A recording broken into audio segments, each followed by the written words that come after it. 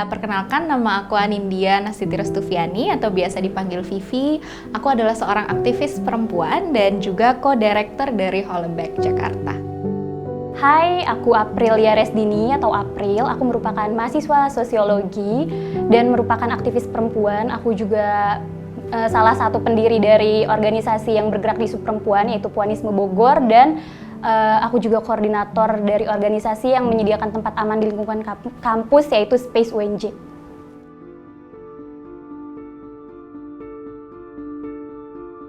Aku rasa pelecehan seksual itu udah kayak jadi makanan sehari-hari ya. Itu kayak banyak banget kekerasan-kekerasan yang aku terima, salah satunya ada kekerasan seksual. Ini terjadi ketika usiaku 16 tahun, which is masih anak-anak ya. Dan terjadi selama 4 tahun. Jadi aku menjalankan masa transisi dari anak menuju dewasa dan remaja itu dengan trauma-trauma dari kekerasan seksual. Kadang bahkan sampai ada orang random misalkan WhatsApp gitu, telepon WhatsApp, atau misalkan mereka tiba-tiba kirim, aku nggak tahu dari mana, fotonya adalah foto alat kelaminnya misalkan. Kayak nggak terjadi sekali gitu. Aku diperkosa oleh mantan teman kencanku seperti itu, tapi waktu itu aku masih nggak tahu kalau ternyata bentuk yang dia lakukan itu adalah sebuah perkosaan.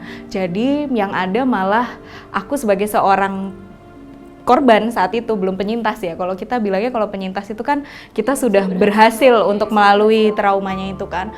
Waktu itu masih yang ada malah aku berpikir kok malah yang ada tuh nyalahin diri sendiri gitu. Kayak kok gue begini, kok gue begitu, kok istilahnya ya ini gue nggak bisa menyalahkan dia. Dalam kekerasan seksual, hal yang paling sulit kita terima adalah ketika pelakunya adalah orang terdekat. Iya, betul. Dan pasti aku sendiri juga mendapatkan beberapa ancaman, karena itu kan sebetulnya terjadi udah sekitar 6 tahun yang lalu. Tapi kayak 2 tahun ke belakang, somehow pelaku ini kembali lagi dengan sering sekali mengirimkan pesan-pesan ancaman.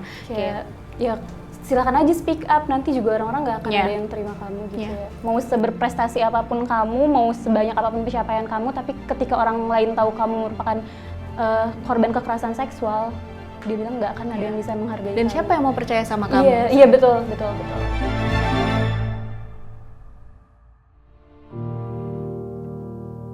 Kelompok pertama yang aku kasih tahu cerita ini adalah teman-teman Holleback Jakarta sih, karena sebetulnya fungsi utama dari kita membuat, salah satu alasan kenapa kita buat Holleback Jakarta adalah kita merasa selama ini di saat kita mau bicara tentang kekerasan seksual yang kita alami, itu sulit sekali untuk kita mendapatkan ruang aman. Tapi dengan teman-teman Holleback Jakarta yang memang kita punya prinsip bahwa kita tidak boleh menghakimi, apapun yang terjadi dengan korban itu adalah memang salah pelaku, bukan salah korban, dan kita paham tentang namanya empati terhadap korban. Jadi aku merasa nyaman untuk cerita dengan teman-teman Holleback Jakarta, dan juga mungkin April juga salah satu anggota dari Koalisi Ruang Publik Aman ya. Tapi kalau yang masalah perkosaan yang aku alami pun sebetulnya kayak kesadaranku bahwa itu adalah sebetulnya salah satu bentuk dari perkosaan itu sebetulnya nggak langsung saat itu terjadi kan. Jadi beberapa tahun kemudian setelah aku belajar tentang isu kekerasan seksual, baru di situ aku sadar, oh ternyata aku ini korban. Saat itu baru di situ aku mulai berani bercerita sama adik-adikku, sebetulnya adikku kandung. Nah, kebetulan mereka berdua juga lumayan, maksudnya mereka berdua juga mirip sifatnya sama aku, kayak progresif, mereka juga punya empati yang besar. Jadi aku merasa nyaman dan juga aman untuk bercerita sama adik-adikku. Dan yang kedua yang aku ceritakan sebetulnya mungkin lebih kayak pengen cari afirmasi ya saat itu ya, kayak ini bener nggak sih yang aku alami ini, karena tadi kita terbiasa untuk di gaslight kan, betul. Terbiasa untuk kita dibilang bahwa itu tuh enggak, lo tuh itu tuh bukan perkosaan, kan itu kan teman kencan kita lo, pasangan kan itu gitu, pasangan, harusnya itu suka sama suka kayak gitu.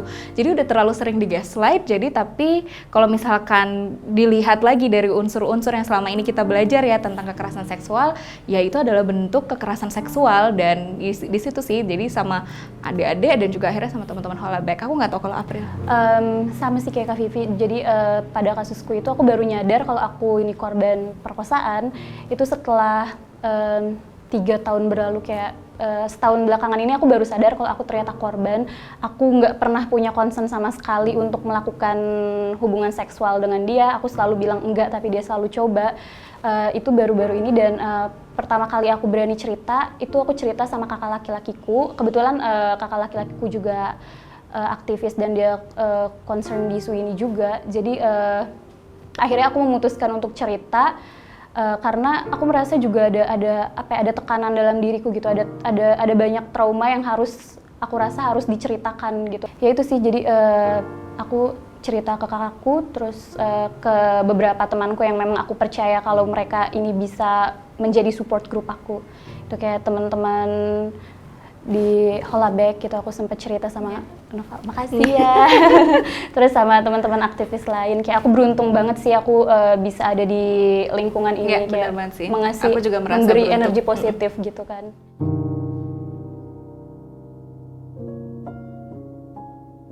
Sempat merasa takut karena sampai beberapa bulan lalu pun pelakunya masih sering menghubungi aku gitu, masih sering mencoba untuk mengkontak aku. Terus dia juga punya circle yang percaya sama dia gitu, maksudnya kan seperti yang tadi Kak Vivi bilang ya, ketika kita speak up tuh akan sedikit orang yang percaya. Jadi aku merasa tuh kayak ketika perempuan membicarakan apa yang menjadi kesulitannya tuh bukannya support yang didapat, tapi malah kayak disudutkan, kayak gitu-gitu ya. Dan aku merasa itu sih, apalagi dia sangat manipulatif, jadi aku sempat takut dan merasa nggak aman. Dan aku juga sempat di stalking gitu juga kan, kayak diikutin kemana-mana, terus diancam dia bakalan bunuh diri segala macam. Itu kayak ya aku di situ berada di posisi yang sangat amat gak nyaman, ketakutan selama bertahun-tahun ini. Nggak jauh beda sih sebetulnya kalau aku sama April juga, cuman kayak selama COVID ini somehow agak lumayan mereda. Tapi sebetulnya mungkin salah satu alasan kenapa itu juga mereda karena aku juga lumayan lelah. Jadi orang yang melakukan kekerasan seksual terhadap aku kebetulan dia lumayan terkenal.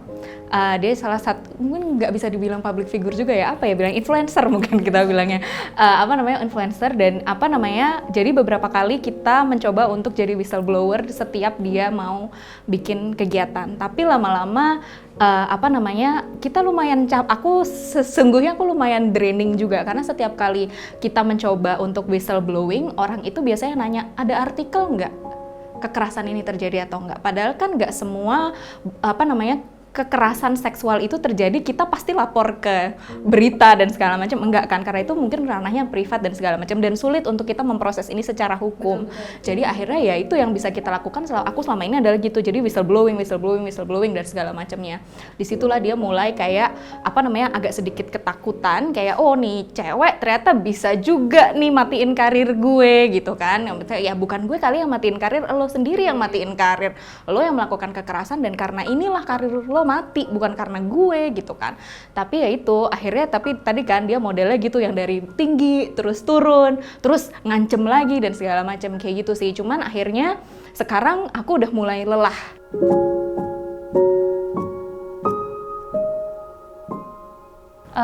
Penting banget sih ya, karena di dalam RUU PKS ini tuh nanti kita nggak hanya membicarakan mengenai bagaimana pelaku diadili, tapi di dalam RUU PKS juga akan menjamin hak-hak korban, seperti hak pendampingan, hak pemulihan, hak perlindungan, dan yang paling alasan kebanyakan kenapa banyak sekali korban kekerasan seksual nggak mau melapor adalah mereka takut datang ke kantor polisi dan mendapatkan pertanyaan-pertanyaan yang malah membebankan mereka gitu, atau malah menyudutkan mereka. Nah, di dalam RUU PKS ini nanti di hak perlindungan, mereka juga para korban ini juga akan mendapatkan perlindungan dari jenis-jenis pertanyaan seperti itu. Oke. Kalau aku sebetulnya mungkin pengen nge-highlight ini aja sih, kayak dimana di saat kita bicara tentang menyelesaikan kasus kekerasan, orang sering berasumsi bahwa kasus kekerasan itu selesai apabila pelaku sudah dihukum. Padahal sebetulnya kasus kekerasan itu selesai di saat korban sebetulnya sudah pulih dari traumanya, atau dari korban bisa menjadi seorang penyintas. Jadi dia survive dari kekerasan yang dialami. Nah, selama ini hukum yang ada di Indonesia belum menjamin hak-hak korban. Nggak hanya ngomongin hak-hak korban aja, tapi kayak misalkan tadi ya jenis-jenis kekerasan seksual, banyak sekali di saat kita melakukan pendampingan, bahkan aku sendiri sadar bahwa banyak sekali kasus yang aku alami baik di ruang privat maupun di ruang publik.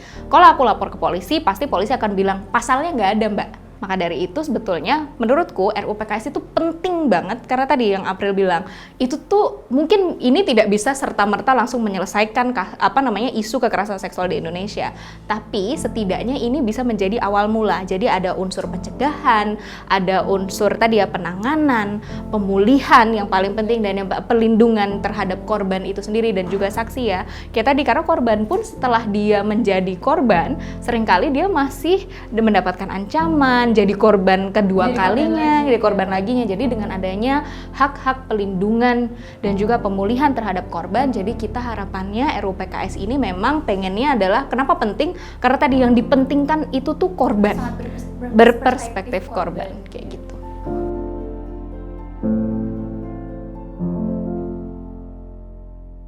Kalau dari aku mau bilang sama teman-teman bahwa teman-teman nggak sendiri. Banyak sekali di sini ada aku, ada April yang percaya sama cerita teman-teman. Jadi kalau misalkan teman-teman merasa bahwa kok ini terjadi sama aku ya, kenapa aku? Nggak ada hubungannya dengan teman-teman, ini terjadi kepada banyak sekali perempuan dan ini bukan salah teman-teman. Itu sih yang harus diingat sama teman-teman bahwa yes, a very bad thing happened to you, but it doesn't mean bahwa value teman-teman jadi lebih rendah. Tidak, teman-teman tetap orang yang sama, teman-teman punya harga diri yang luar biasa tingginya, jadi jangan putus asa. Kalau teman-teman siap untuk speak up, I will be here to support you, I will be here to guide your back. Tapi kalau misalkan teman-teman belum siap, ya nggak apa-apa. Kita selalu ada di sini siap untuk mendengarkan cerita teman-teman. Oke, dari aku untuk para korban di luar sana, kalian tidak sendiri, ada aku, ada Kak Vivi, dan ada teman-teman lain yang siap mempercayai cerita kalian, siap menjadi support group kalian. Karena satu-satunya orang yang harus merasa mereka rendah, tidak berharga, hidupnya tidak berguna adalah para pelaku, bukan kalian. Dan kapanpun kalian butuh support group untuk bercerita, butuh ruang aman, ada aku, Kak Vivi, dan yang lainnya yang siap bersama kalian.